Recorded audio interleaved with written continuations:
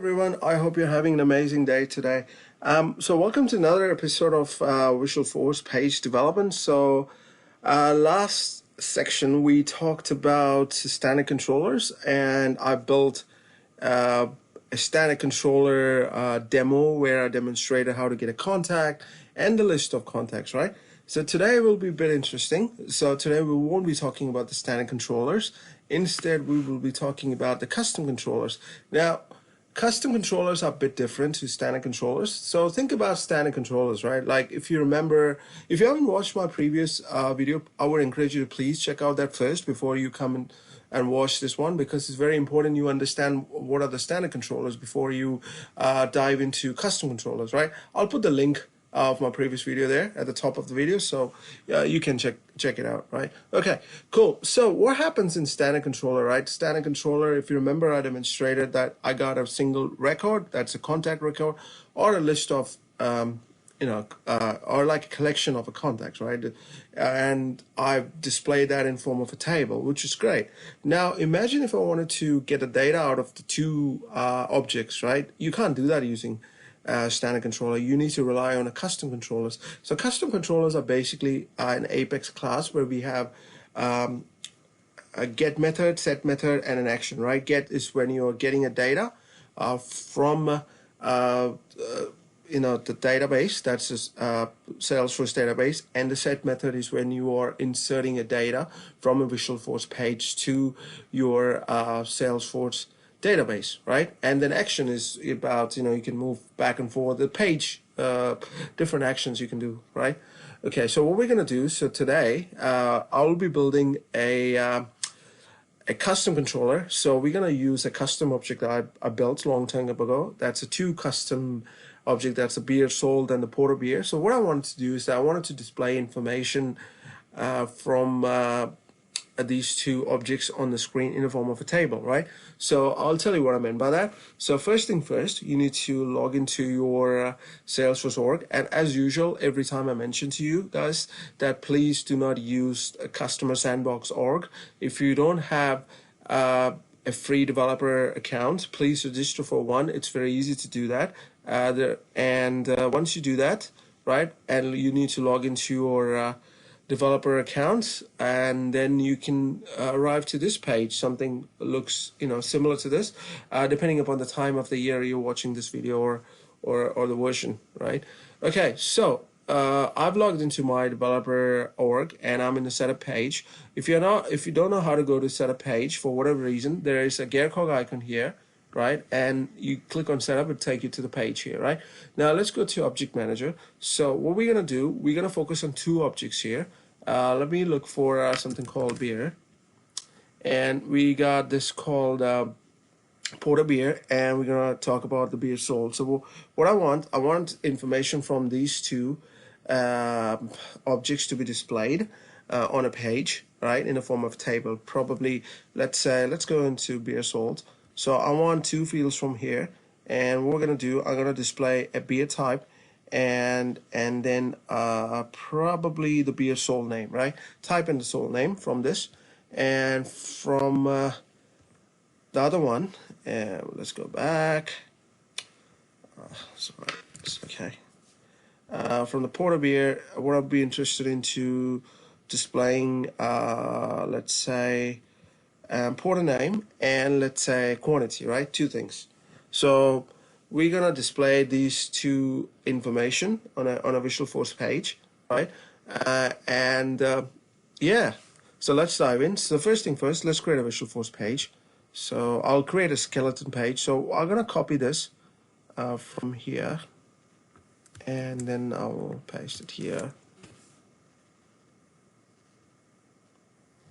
Okay, and then I will take off this option until here, and I'm gonna type Apex display beer info, right?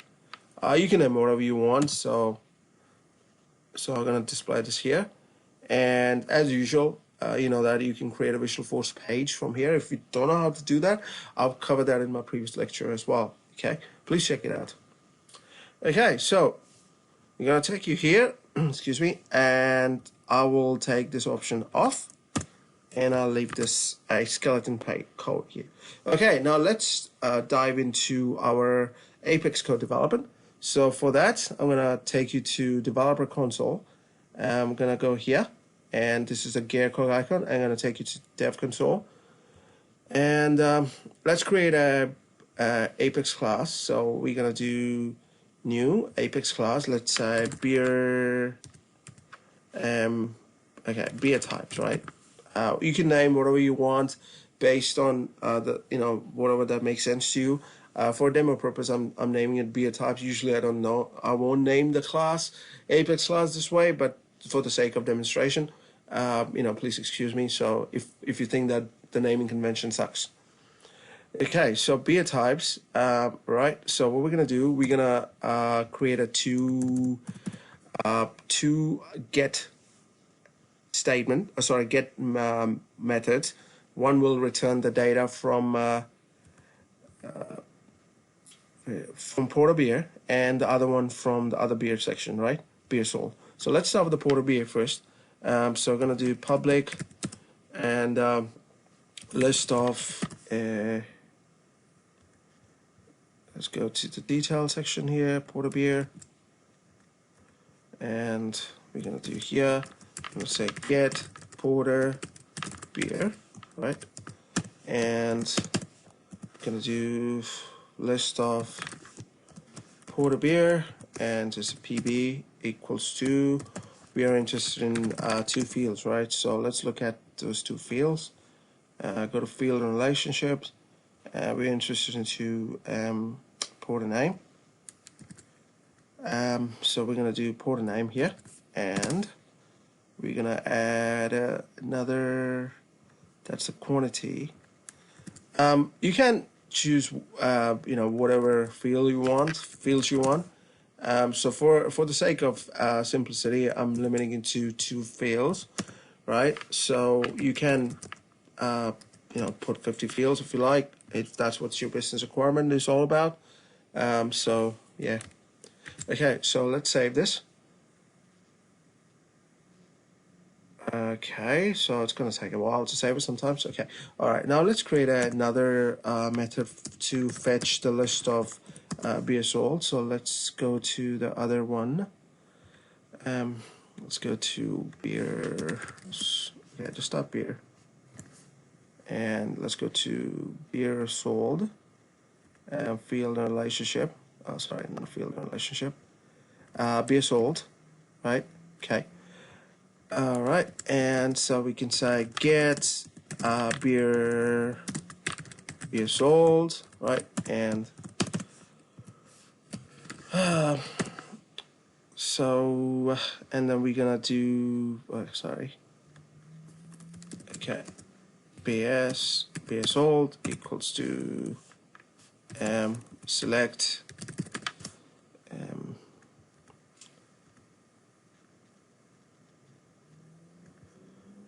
all right.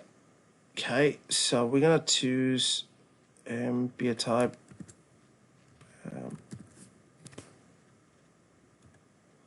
Okay, so we're gonna do to all right. So what we are after, okay. So we're gonna put name. Okay. So that's fine. From beer sold. Right, and we're gonna close this one and return BS. Okay. Okay, so we can put under try cache if you want. Okay, that's a good practice. Okay. Sorry. Okay. X. Okay. X dot get message. Right. Okay. So. Me. Just take a while to save times. Okay, there's an error here. Okay, so I'm just gonna do return null. Okay. Right, so I'm just adding a try catch, that's what I'm trying to do here. It's nothing fancy. If you've been following along, you know that I've been doing this a lot of try catch, whenever right. Okay. Sorry guys if you're hearing some kind of noise. It's just kind of bloody races around. This is just Friday. It just gets messy at times. They have this itch to race. This whatever. Kind of annoying at times because I'm just. Right. So, that's saved, and let's go to right here. Okay. Now you see the difference here. So what I've done, right? I've created a page. Apex class here, right? We got two methods here. One is to get porter beer and get the beer sold. So these ones, right? So we're gonna put this. These are the get methods. So right. So as I said, we have get, we have set, and we have action, right? So today, what we're gonna do is that we're gonna do get, right? We're not gonna do much set today. So so when we expose this method, right, on a Visualforce page, we will take the get off and we only focus on porter beer. Okay, I'll show you what I meant by that. Okay, so the first thing first, since this is not a standard controller, we won't use standard controller. We'll use insert controller, right? And the name of the controller, that's your Apex class here. Okay, and we're going to take it, and so that's good. And let's save it. Okay, all right, that's saved, so that's good. Now let's add page section here. So we're gonna do Apex page blog, right? And we're gonna do title equals to let's pick up the porter beers.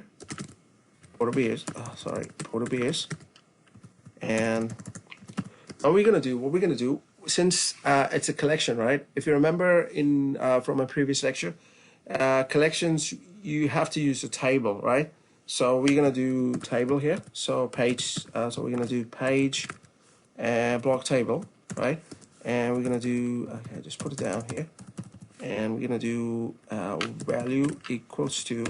So now watch it here. Okay. Since here this one, the table name, because.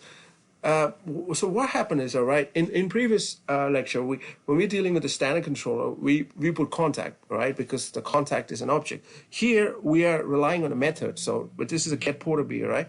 So we're gonna do this porter beer. We ignore the get, right, and then we take it as get porter here, okay, and now we have where equals to we're gonna put something like PB, okay. And then we're gonna do okay. So we're treating this as an object here in this case, right, which has data in it, okay. And now we're gonna do a column as usual because we need a column here, right? Right. So we're gonna take first column here, and we're gonna put value equals to. So we're gonna do PB dot. So let's see what we have. We got a porter name, so we're gonna put porter name here, and we're gonna do. Okay, and we're gonna do another one, Apex column, and so we're gonna do value equals to, so the same way, PB dot. Let's see what we after. We after quantity, right? Okay, so right, let's save it if it works or not. Okay, code is expected for attributes, so we are having a problem here, which is fine, which is all good. Let's see if it saves. Okay, there you go. So we have displayed the data from a porter beer, right, in the form of a table. The first part is done, right? Because what happened is we are treating this as an object here. Think from an object perspective, right? Contact has multiple records, right? So this is like a get method, right? You're telling to a Salesforce database, give me porter beer data or record, right? And so this method will return you that. So similarly, let's do for another one. So like in standard controller, we can only use one objects. Now I'm using 2 objects, right, in the same page. So let's go to let's move this up. Right, sorry.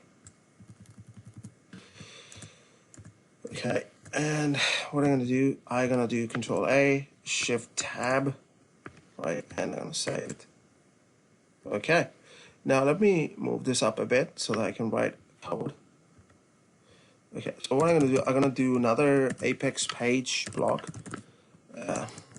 Apex page block. Okay, so what we're gonna do, so we will do that. Title equals to yeah, right, so we're gonna do which one, the base old, right? Okay, so okay, now what we're gonna do, Apex page block table. I'll put this down. Okay, and we're just gonna do. Okay, so let's see what's the name. As usual, to be a soul, we ignore the get part of it, right? Okay, and so we're gonna do where equals to BS, right? And just gonna do Apex column, right? Value equals to, right, so we're gonna do BS dot, right, BS dot, be a type, sorry, we're gonna choose name first, and then we're gonna choose to be a type. Okay, and we're gonna do Apex column again. Right, so we're gonna do value equals to, okay, start, what's another one? Be a type, right? Okay. Right, we need to put the codes here. Okay. And we'll see if it saves or not. All right, fantastic. Let's see. The moment of truth. Ta-da! You see, I got the result from 2 different objects. This is why the custom controllers are powerful. You can use multiple objects to get the data, right? And you can do a lot of stuff, right? You can put the data back, you can retrieve it, you can do action method, you can do a lot of stuff, right? It's fantastic. So that's why custom controllers are powerful. You need to know how to write Apex code, right, before you get into custom controllers. So I hope by this stage you are very comfortable with writing Apex code, right?